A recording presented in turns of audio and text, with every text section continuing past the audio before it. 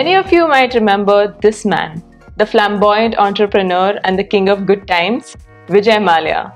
Back in the day, he was commanding India's largest airline and most popular alcoholic beverage company, and he made sure to show his wealth too. But it was only a matter of time before he made terrible decisions, got into massive debt, and ultimately went broke. This just goes to show you, no matter how much money you make, it's your financial habits that decide whether you end up rich or poor.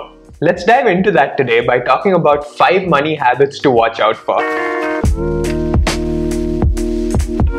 Hey everyone, welcome to another week of Personal Finance with Aishwarya and Arjun.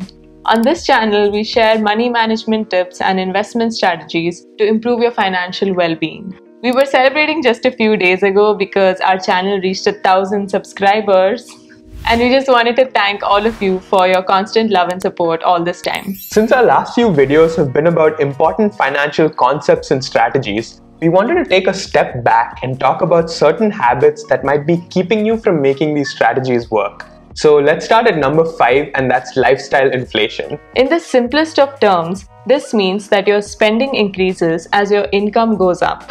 So let's say you got a raise of $5,000. You go from buying regular apples to organic apples, from regular clothes to bougie designer clothes, and you upgrade to a new sports car for an extra $400 a month. Lifestyle creep is the #1 reason that people, even high earners, live paycheck to paycheck. It can be hard to notice because the change is gradual and you get used to the nicer things. So how do you stay on top of all this? Whenever you get a raise, a bonus, or even just a big chunk of money, practice the 33% rule. This means that 1/3 goes into saving, 1/3 goes into investing, and the remaining 1/3 goes into upgrading your standard of living. This way you can stay on track financially and still spend money on things that add to your quality of life, like joining a nice gym or traveling more. Another thing to remember is to not keep up with the Joneses. Just because Binod from Dallas bought a jet ski with his bonus money doesn't mean you have to too. This is a good segue into our next habit, surrounding yourself with the wrong people. There's a saying that you're the average of 5 people around you. The relationship that they have with money will ultimately affect your financial decisions. So for example, if the only way your friends want to hang out is by going to clubs or eating out every night, chances are that you'll end up doing that too, just to keep up with them. So think about this and ask yourself, who are your closest friends and what kind of influence do they have in your life? We need to be around people who challenge and push us to be better. Also ask yourself if you're getting swayed by somebody else's life on social media. Unknowingly, we might be buying things we don't need with money we don't have to impress people we don't even care about. Someone's Instagram feed will not tell you what really goes on behind the scenes. For all you know, they may be swimming in debt, struggling to keep their head above water.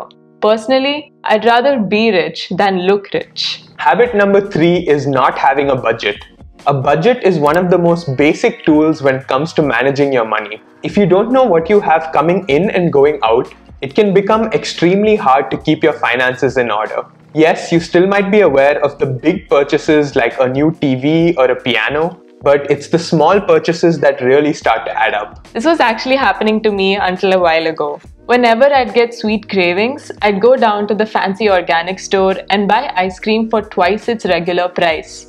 I thought it was just once in a while, so I let it go. But it was not until I looked at my spending tracker that I realized that it was a lot more frequent than I thought, and I really understood how much it was costing me. Oh, so that's why our trash can was full of ice cream wrappers all the time.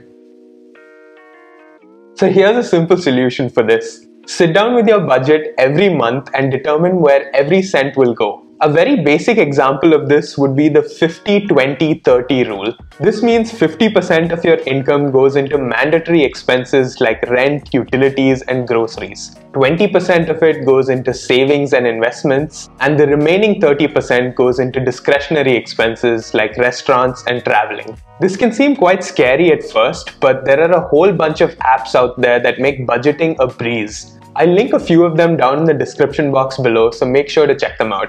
Up next at number 2 is spending with your emotions. This is basically the act of buying things just to make yourself feel better. It's called retail therapy. We've all been there, right?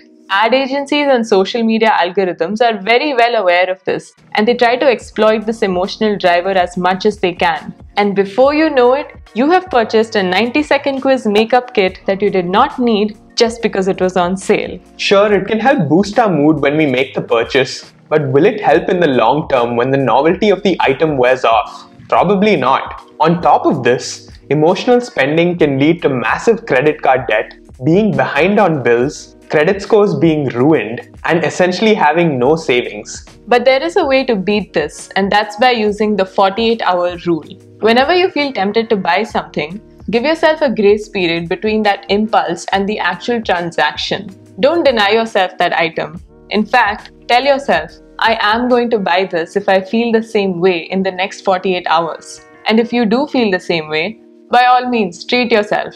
But chances are that you would have changed your mind. Another trick is to keep your money in a place where it's harder to access. It's way too easy nowadays to buy something online with just one click. Instead, don't save your credit card on shopping sites. I've actually seen this work for myself. If I have to get up from my chair, go get my card, and fill in all the details, I'll get too lazy to do it and eventually realize that I actually don't need that item. Now we're finally down to the last habit, and that is not having financial goals. Now this is probably more common amongst younger people, and it's definitely something that has happened to us too. Whenever people would ask me about my goals, I'd say the usual: big house, nice car, and comfortable retirement, and think that I knew exactly what I wanted. But that's just super vague and not really measurable. Goals are not just plain hopes and dreams. So instead, set a goal that looks something like this: $1 million in investments by the age of 45. This goal is specific, measurable, and time-based. Once you've done this, you can work backwards and determine exactly how much money you need to set aside every month and also the rate of return required. Then, you can track your progress along every step of the way and make adjustments here and there to ensure that you reach your goal.